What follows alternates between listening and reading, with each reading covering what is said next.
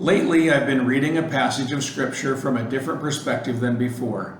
Usually, when I read about Jesus calling the disciples to follow him, I think of it as merely a recruitment strategy, a means to get them to follow him. However, as I meditated on what Jesus was actually doing, I noticed it's more than a means to an end. It's the basis of Jesus' ministry. Jesus met Peter, James, and John by borrowing one of their boats to preach to the crowds. When he was done, he then provided overflowing nets of fish they needed to feed their families. Jesus met them where they were, showed them he is trustworthy, and called them to follow him.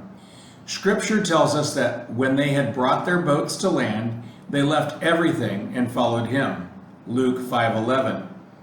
This pattern of leadership and ministry was repeated by Jesus throughout his time with the disciples. It challenges me to remember that I must begin with meeting people where they are to be an effective disciple of Jesus.